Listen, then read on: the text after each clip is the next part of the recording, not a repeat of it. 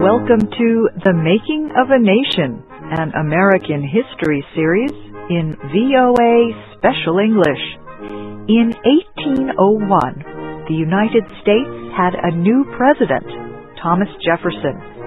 It also had a new party in power, his Democratic-Republican Party.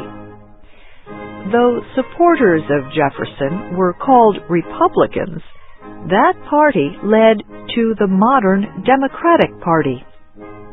On taking office, Jefferson spoke of the bitter struggle between his party and the Federalist Party of Alexander Hamilton.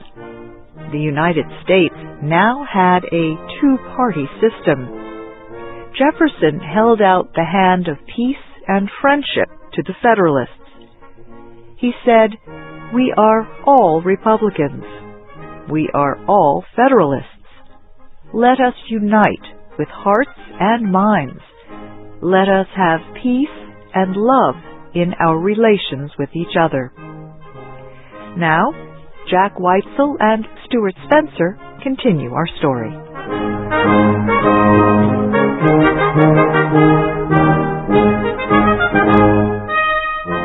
Thomas Jefferson, third President of the United States, thus held out the hand of friendship to the Federalists.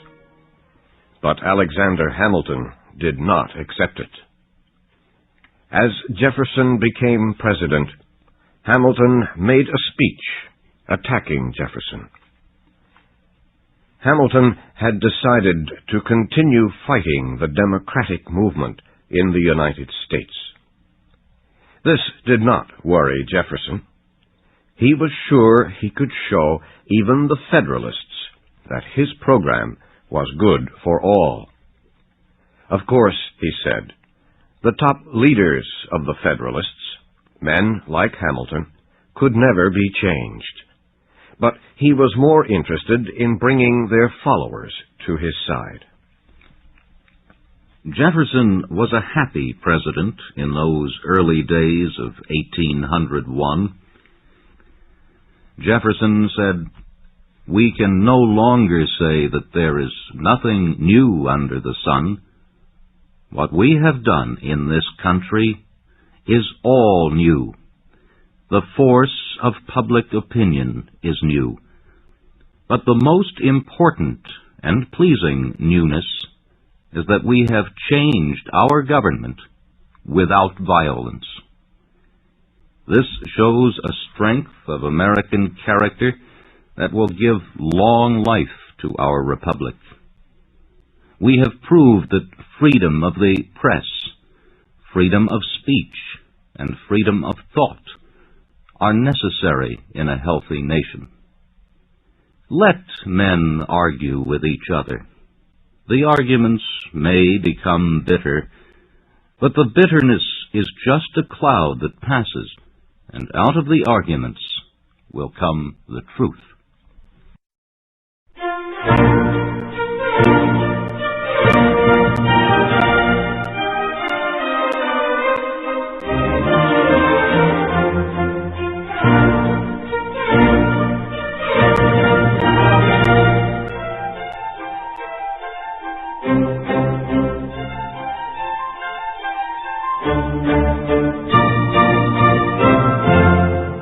As for the Federalist leaders, they too, except for Hamilton, were pleased. President Jefferson had said in his inaugural speech, "We are all Republicans. We are all Federalists." This, the Federalist leaders said, showed that Jefferson would not even think of trying to destroy their program. George Cabot, the strongest Federalist leader in New England, usually agreed with Hamilton. But now he did not. Cabot said, "I believe that our new president wants to stay out of war. We do not have to worry any longer that he plans to join France against England. He is friendly to us and wants our help. Therefore, I am sure that he will not dismiss any of our people from their government positions.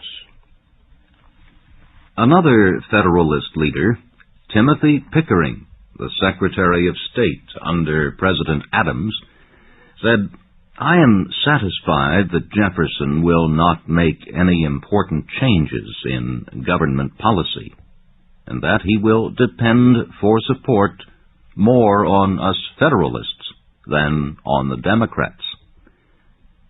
During those first few weeks of the new government, the Federalist leaders really believed that Jefferson was afraid of them, that he had surrendered to them, and would soon be destroyed as the leader of the Republican Party. One Federalist wrote, "Soon Jefferson will feel the bite of his dirty Democrats when they attack him."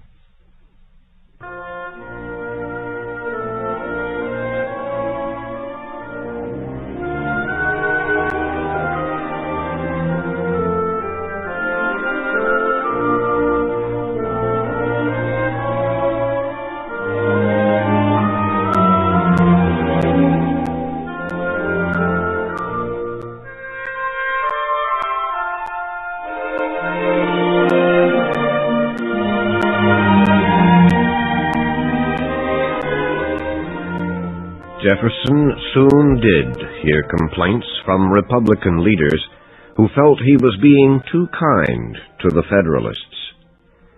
William Giles, a Jeffersonian leader in Virginia, wrote, "Of course, I am very pleased by the President's inaugural speech. The President's program is correct. It agrees with the opinions of the people. But I still think that the President's success will depend on how he carries out his program. Let him offer friendship to the Federalists, but he must not permit friendship to become weakness. His friends believe that the first thing he must do is to clean out the executive branch of the government. He must dismiss from office all men who are enemies of the Republican program." Even James Monroe wrote a strong letter to the President. "Your speech and your program are healthy and good, but there are serious dangers ahead of you. There are two parties in this country, not one. One of these parties, the Federalists, has controlled the government for 12 years and has hurt our nation greatly. Some of these Federalists now speak softly to you and promise their support. But you must remember, too, that there are thousands of good Republicans who have always supported you. If you keep Federalists in office, if you appoint Federalists to office, many of these good Republicans will stop believing in you. Certainly, there is no reason why you should give jobs to men who worked for the Federalist government of John Adams. Certainly, you must throw out the officials of the last government who stole money and sold their services. Do this, and you will give strength to our Republican movement. Please understand me. I am speaking only of high offices. I do not ask that you dismiss small officials because they are Federalists. They have a right to their political beliefs. Let them keep their jobs. This will show that you are a president who can accept different political opinions."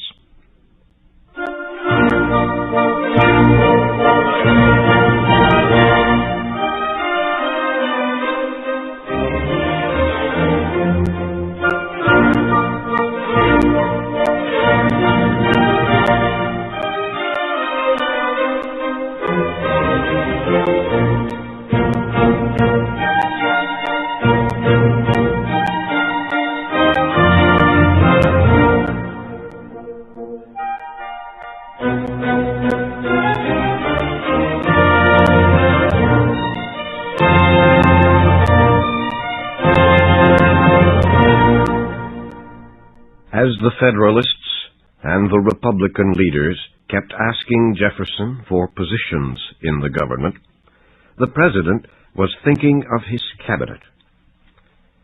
He quickly decided who would be his Secretary of State and Secretary of the Treasury. James Madison of Virginia, Jefferson's old friend and the father of the Constitution, would be Secretary of State.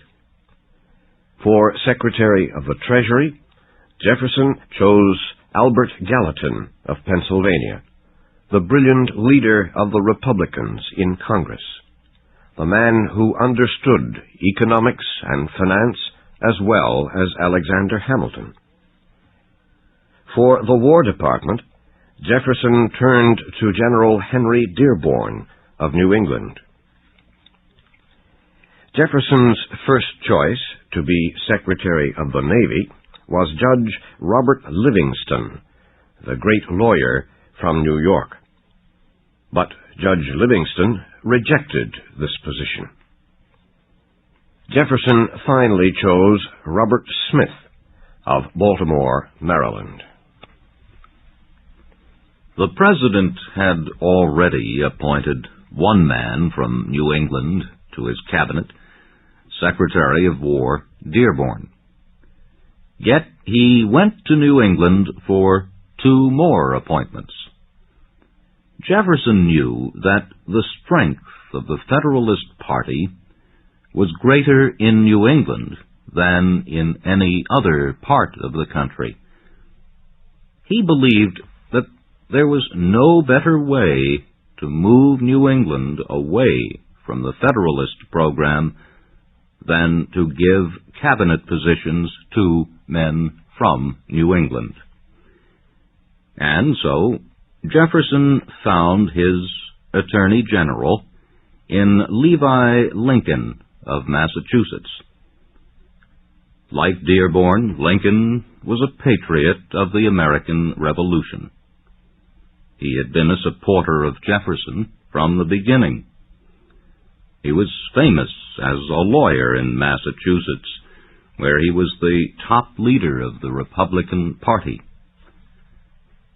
Jefferson went to New England, too, for the Postmaster General. It was not yet a cabinet office, but its importance was growing. The President gave this appointment to Gideon Granger, lawyer, businessman, and writer, one of the strong Jeffersonians in the state of Connecticut. Such was Jefferson's cabinet, all strong Republicans, all completely loyal. The Federalists were shocked. Not one of their men had been appointed.